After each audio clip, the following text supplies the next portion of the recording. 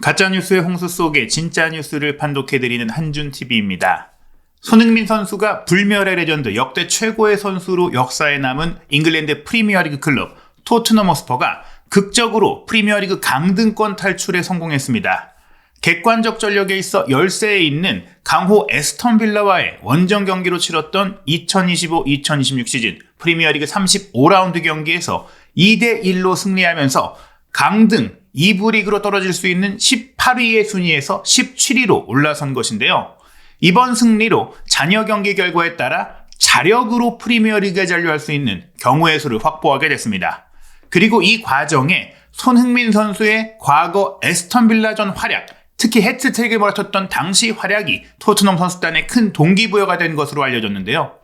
토트넘이 에스턴 빌라를 어떻게 이길 수 있었는지 대표적인 손동생이죠. 브라질 공격수 히샬리송의 활약과 로베르토 데제르비 감독이 손흥민 선수의 리더십을 토트넘 선수단 안에서 재현했던 지도력의 뒷이야기, 경기 주요 장면과 세부 기록, 손흥민 선수의 영향력에 대한 비하인드까지 총정리해 소개해드리겠습니다. 2대1 승리, 게다가 올 시즌 두 번째 2연승을 거둔 토트넘 허스퍼가 에스턴 빌라를 2대1로 꺾고 강등권 탈출에 성공했다며 프리미어리그 공식 채널에서도 큰 뉴스라고 타전했습니다. 바로 오늘 새벽에 있었던 결과인데요. 강등권에서 치열하게 경쟁을 펼치고 있던 웨스트햄 유나이티드, 본래 이번 라운드 직전 17위로 자력 잔류가 가능했던 웨스트햄이 브렌트포드와의 원정 경기 0대3 패배를 당하면서 토트넘이 빌라 원정에서 이길 경우 뒤집고 올라갈 수 있는 상황이 생겼죠. 웨스트햄이 브렌트포드와 비기거나 혹은 이겼더라면 토트넘이 에스턴 빌라를 이긴다고 하더라도 강등권 탈출이 어려운 상황이었는데요. 이 상황 속에서 토트넘이 승점 34점인 채 빌라 원정에서 2대1로 승리해 승점 37점으로 승점 36점에 멈춰있던 웨스트햄을 18위로 밀어내렸습니다. 전반 12분 코너 갤러거의 선제골, 전반 25분 히샤이성의 추가골까지 나오면서 일찌감치 2대0 리드를 잡았고 2대1의 아슬아슬한 승리처럼 보이지만 이 만회골, 에스턴 빌라의 득점은 후반 추가 시간에야 나왔기 때문에 경기 내내 에스턴 빌라의 상대로 토트넘이 더 좋은 경기, 이길 자격이 있는 경기를 보였습니다. 무엇보다 올 시즌 토트넘 극도의 부진 속에 시즌 개막 후 첫 두 경기 이긴 이후에는 2연속 승리가 없는 상황이었거든요. 게다가 올해 들어서는 직전 울버햄튼과의 경기 승리 전까지 아예 리그 승리가 없었는데 울브스전 승리에 이어 이번 에스턴 빌라전 승리까지 최근 두 경기에서 승리를 했고 또 그에 앞서서 브라이튼과의 경기에서도 무승부를 거두면서 승점 6점을 얻어낸 것은 이전 14경기에서 프리미어리그 승점 5점밖에 얻지 못했던 것과 비교한다면 로베르토 데제르비 감독이 합류한 이후 그야말로 최근 4경기, 부임 첫 경기는 막 부임한 경기였으니까 썬더랜드에 0대1로 패배했는데 그 뒤 3경기 연속 무패를 달리면서 데제르비 선임 효과를 보고 있는 것이죠. 진작 이런 좋은 감독을 데려왔더라면 어땠을까? 한준TV에서는 손흥민 선수가 토트넘에 있을 때도 포스테코글루 감독을 선임하던 그때도 로베르토 데제르비 감독을 데려와야 한다. 전술적으로도 뛰어나고 유연성도 있고 리더십도 있기 때문에 이 감독이 왔다면 손흥민 선수가 더 좋은 성과를 토트넘에서 내면서 어쩌면 토트넘을 떠나지 않았을 수 있는, 프리미어리그에서도 오래 활약할 수 있는 상황이 될 수 있었다. 게다가 데제르비 감독은 마르세유 감독일 때도 황희찬 선수를 영입하고자 매일 전화 걸어서 설득을 하면서 이 황희찬 선수뿐 아니라 한국 선수에 대한 높은 호감, 특히 손흥민 선수를 직접 상대해 보면서도 높은 호감과 존경심을 보여왔던 감독이기 때문에 데제르비 감독이 왔다면, 포스테코글루가 아니라 데제르비와 함께였다면 토트넘이 유로파리그 우승도 하고 챔피언스리그에서도 더 큰 성과를 내고 이런 어려움을 겪지 않는 상황이 되지 않았을까, 손흥민 선수가 남아서 더 좋은 시너지를 내지 않았을까라는 생각이 듭니다. 이번 경기 히샤이성의 활약이 대단했던 것도 손흥민 선수가 지난 겨울에 토트넘을 방문했을 때도 너무나 뜨겁게 애정했었고, 손흥민 선수가 떠난 이후에도 손흥민 선수를 브라질 선수로 합성해서 영상과 그래픽을 올릴 정도로 손흥민 선수에 대해서 뜨거운 존경심, 거의 의형제로 여기는 이 브라질 공격수 히샬리송이 손흥민 선수를 워낙 존경해왔기 때문에 그 존경심과 동경심, 그에게 많은 걸 배우겠다라는 의지 속에 그 능력이 발현되고 있습니다. 올 시즌 에스턴 빌라전 득점 이전에도 리버풀과의 경기, 지난해 12월 및 올해 3월 경기에도 골을 넣었었고, 파리 생제르맹과의 챔피언스리그 경기라든지 아스널, 맨유를 상대로도 골을 넣으면서 올 시즌 토트넘 선수로는 처음으로 두 자릿수 득점, 최초로 10골을 기록한 선수가 됐습니다. 빅게임 플레이어라고 칭송받고 있는데 바로 손흥민 선수를 잘 따르던 선수이기 때문에 당연히 그에게서 배움을 얻은 결과라고 할 수 있겠죠. 경기를 마치고 나서 우나이 에메리 에스턴 빌라 감독도 토트넘에 대해 존경심을 표했습니다. 홈에서 패배했음에도 우리는 그들이 처한 그 토트넘의 상황을 생각했을 때 토트넘이 얼마나 환상적인 경기를 했고 환상적인 경쟁력을 보여줬는지 칭찬해야 한다라고 말했거든요. 그럴 정도로 이날 토트넘의 경기는 손흥민 선수가 떠난 이후에는 처음으로 감동을 준 경기였어요. 기록상으로도 2대1 승리가 슈팅 숫자 10대5로 토트넘이 2배나 더 많은 슈팅을 때렸고 유효 슈팅은 5대1로 5배나 더 많았으며 점유율도 54%로 토트넘이 빌라보다 높았고 기대 득점도 실제 토트넘이 1.03골, 에스턴빌라가 0.31골로 토트넘이 모든 면에서 압도한 경기를 펼친 것입니다. 실시간 공격 위협도 그래프를 보더라도 경기 시작과 함께 몰아쳤고 그 몰아침 속에서 첫 골이 빠르게 나왔고 그 이후에도 안심하지 않고 두 번째 골까지 맹렬한 기세로 넣었고 그리고 나서 후반 초반에 이르기까지도 공격을 주도했어요. 그러다가 토트넘이 몇몇 선수를 교체하는 순간 그리고 홈팀인 에스턴빌라가 당연히 경기 막판에는 조금 더 의지를 발휘하면서 그들도 선수 교체를 하면서 공격 기세가 올라갔을 뿐 경기 막판에 뒤져있는 팀이 자연스럽게 총공세를 펼치는 흐름이 나오면서 공격 위협도가 올라갔을 뿐이지 전반 12분과 25분 만에 선제골과 추가골을 넣었던 토트넘이 지배한 경기였다고 볼 수 있겠습니다. 이 득점 과정에서는 사이드에서 길게 넘어온 스로인을 전반 12분 헤더 경합 속에 흘러나오자 겨울 이적장에 합류했던 코너 갤러거가 이어받아 그대로 빠르게 벼락 같은 오른발 중거리 슈팅을 골문 구석으로 찔러 넣으면서 선제골을 넣었습니다. 이런 과감한 슈팅이 필요했고 사실 코너 갤러거가 창조성은 조금 아쉽다고 하더라도 부지런히 뛰고 또 기본기는 충실한 선수이기 때문에 이 선수 저희는 손흥민 선수가 있을 때 왔더라면 손흥민 선수의 체력 부담을 중원에서 덜어줄 수 있고 이 선에서 연계도 가능했던 선수라고 기대했는데 너무 늦게 왔다라는 생각이 들었어요. 그리고 전반 25분 우도기가 오른쪽으로 공 열어준 것을 마티스텔이 오른쪽 사이드에서 왼발로 감아 올린 바로 올린 크로스를 통해서 히샬리송에게 연결했고 히샬리송이 강력하고 정확한 헤더 슈팅으로 2대0 추가골을 만들었습니다. 손흥민 선수에게 많은 걸 배우게 됐다. 손흥민 선수가 있기 때문에 토트넘에 오게 됐다. 이런 얘기를 했던 또 다른 손동생 마티스텔 늦게 합류해서 반년밖에 함께하지 않았지만 손흥민 선수에 대해 큰 존경심을 표해왔고 가까이서 많은 걸 배우게 됐다. 많은 걸 배우고 싶었다고 얘기했던 마티스텔이 손흥민 선수가 그동안 토트넘에서 해왔던 특히 함께 뛰면서 보여줬던 양발 크로스나 양발 슈팅이나 코너킥 뭐 이런 부분들을 많이 배운 것 같았어요. 또 그런 배웠던 플레이가 녹아들면서 또 다른 손동생 히샬리송에게 멋진 어시스트를 하게 된 것이니까 결국 손흥민 선수의 유산을 통해서 토트넘이 이런 성과를 낼 수 있었다고 볼 수 있는 것이죠. 물론 경기 막판에 한 골을 내주긴 했지만 또 비슷한 장면이긴 했죠. 측면에서 올라온 맷캐시의 크로스를 부엔디아가 니어포스트에서 헤더로 연결했는데 이렇게 골을 막판에 내주긴 했지만 그래도 승리를 지켜낸 것은 분명히 승리라는 결과 그 자체만으로도 토트넘에게는 의미 있는 성과였고요. 무엇보다 이날 경기 매우 공격적이고 도전적이고 토트넘이 마침내 하고자 했던 공격적인 축구 2대 수비적인 균형도 갖추고 효율성을 갖춘 팀으로서 마침내 작동하기 시작했다. 결국 어떤 감독이 팀에 오느냐가 중요하다는 것을 알 수 있는데요. 실제로 영국 현지에서도 포스테코글루 감독이 물러난 다음에 프랭크 감독이 온 것은 패착이었다. 프랭크 감독은 포스테코글루 감독보다 조금 더 효율적이고 전술적으로 이론적으로 강한 감독이긴 하지만 카리스마가 부족했다. 그리고 이고르 투도르 감독은 카리스마는 있는데 전술적으로 중간에 팀에 변화를 주기에는 아쉬웠다. 결국 데제르비 감독이 오고서야 카리스마와 전술 이론과 또 전술적인 과감성까지 거기다가 효율성까지 갖고 있는 이런 완성형 감독이 왔기 때문에 잘 작동하고 있는데 데제르비 감독이 진작에 왔더라면 어땠을까? 즉 진작에 프랭크가 아닌 데제르비가 와서 손흥민 선수를 열정적으로 설득을 했다거나 아니면 그보다 앞서서 제가 말씀드린 대로 포스테코글루 감독이 오기 전에 오거나 오고 나서 첫 시즌에 실패했을 때 그때 다음 해 두 번째 시즌 여름에 데려오거나 그랬더라면 어땠을까 하는 아쉬움이 많이 남습니다.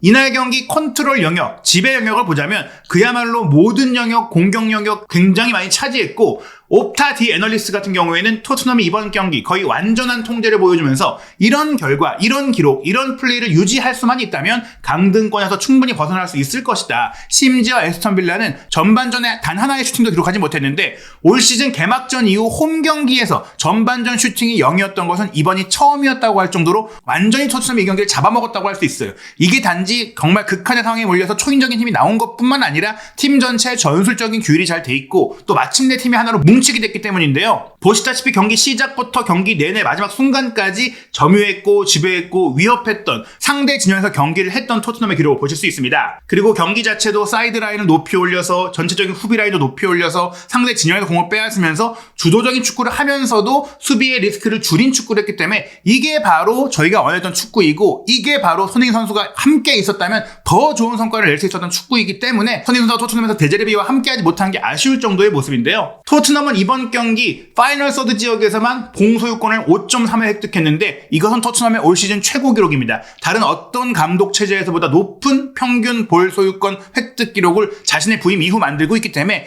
이게 바로 무지성 공격 축구가 무지성 압박 축구가 아닌 효과적인 철저한 준비된 압박 축구를 보인 것이죠. 그러면서 데제르비 감독은 내 철학도 분명히 있고 내 철학이 반영되기도 했지만 내 스타일에 대해 타협한 결과다라고도 얘기했어요. 타협은 우리가 너무 많이 훈련할 수 없는 상황 속에서 또 선수들에게 너무 많은 정보를 주거나 너무 많은 지시를 줄 수 없는 상황 속에서 그렇게 팀을 이끌게 되면 속도가 떨어지기 때문에 선수들이 똑똑하고 빠르게 이해할 수 있지만 지시가 필요한 부분에 있어서만 또 고정된 계획, 명확한 계획에 있어서만 내려져야 한다라면서 긴급 소방수인 것은 물론이고 이런 치열한 일정 속에 팀을 빠르게 정비하기 위해서 팀 전술을 어떻게 짜야 되는지를 데제르비 감독이 잘 알고 있다는 점도 최근 저희가 LAFC가 너무나 부족한 전술적인 이행 능력, 전술적인 한계성과 경직성을 보면서 느꼈던 답답함을 데제르비 감독은 부임 4경기 만에 빠르게 팀을 정상화시키면서 보여줬기 때문에 이런 점 역시 사실은 정말 데제르비 감독을 데려온 것은 토트넘이 마침내 좋은 감독을 데려왔고 좋은 감독을 데려온 것이 팀이 정상화되는데 얼마나 중요한지를 보여주는 거예요.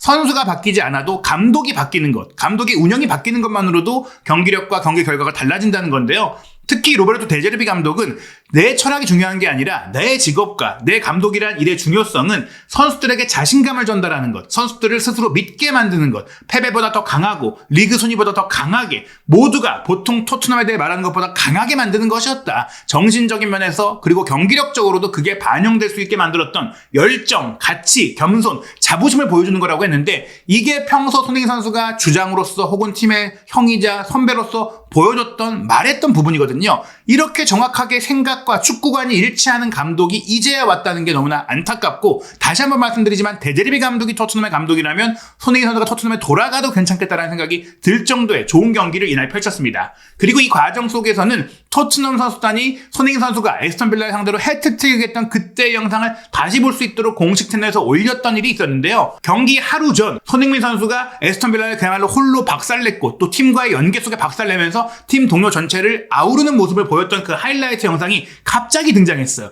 예전의 모습, 단지 지난 시즌을 넘어서 몇 년 전에 해리 케인과 함께하던 시절의 손흥민 선수의 에스턴 빌라 해트트릭 영상이 갑자기 올라온 것은 분명 이 손흥민 선수의 기운과 에너지와 영향력과 그를 통해 토트넘의 현재 선수들이 또 현재 팬들이 희망을 가질 수 있도록 너무나 중요한 절체절명의 경기에서 손흥민 선수의 힘을 빌려오자라고 느꼈던 토트넘 공식 채널 SNS 운영자의 결정이라고 할 수 있는데요. 소니 X3 하면서 스타와 함께 손흥민 선수의 별과 같은 활약, 해트트릭 활약을 다시 한번 보자, 그 기운을 받자라고 글과 영상을 올렸고 이에 대해서 현지 팬들도 Our Captain Sonny, Miss you so much. 우리 캡틴 손흥민 선수 영원한 우리의 주장 너무나 그립습니다. Miss this incredible human. 이 대단했던 엄청났던 사람이 너무나 그립다. 그리고 Amazing brilliant player.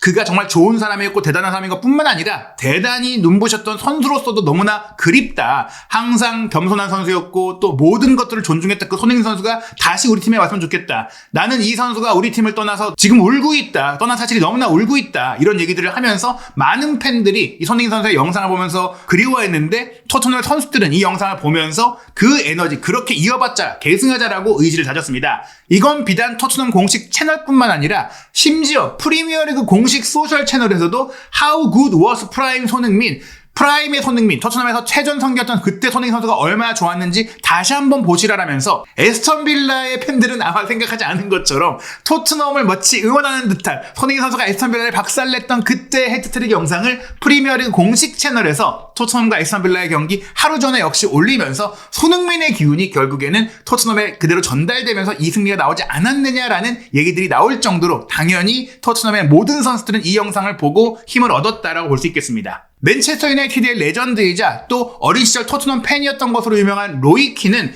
최근 게리 네빌이 진행하는 스카이 스포츠의 팟캐스트 방송 오버랩에 출연해서 이런 말을 했었어요. 토트넘은 100% 프리미어리그에 잔류할 겁니다. 그 돈 여러분 모두 토트넘에 걸어도 됩니다. 라고 과감하게 얘기했습니다. 토트넘의 강등 확률이 60%를 넘어서기도 했었고 18위로 추락을 했고 최악의 상황이었음에도 불구하고 이렇게 얘기를 했고 실제 토트넘이 이번 라운드 끝나고 나서 강등 확률이 22%까지 떨어졌고 웨스트햄의 강등 확률이 75%로 치솟게 됐는데요. 남은 일정을 보면 웨스트햄은 36라운드 5월 11일 월요일 0시 30분에 아스널과 경기합니다. 우승 경쟁 벌이고 있는 아스널이기 때문에 웨스트햄에게는 굉장히 승리와 승점을 얻기 어려운 경기인데 5월 12일 화요일 새벽 4시 토트넘은 강등권은 벗어났지만 객관적 전력에서 충분히 이길 수 있는 리즈 유나이티드를 상대하기 때문에 토트넘이 웨스트햄과의 승점 차를 벌릴 가능성이 높습니다. 37라운드 같은 경우에는 물론 웨스트햄이 뉴캐슬 원정을 치르는 가운데 토트넘도 첼시 원정을 치르게 되기 때문에 두 팀 모두 승리를 기대하기 어렵지만 토트넘의 올 시즌의 원정 경기에서 특히 강팀을 상대로 좋은 모습 보여왔다는 것, 아스널, 맨시티 다음으로 토트넘이 올 시즌 원정 경기에서 얻은 승점이 많다는 것은 토트넘의 올해 원정 경기에서 이변을 일으킬 수 있다. 게다가 첼시 역시 최근 감독 교체가 나오면서 어수선한 상황이기 때문에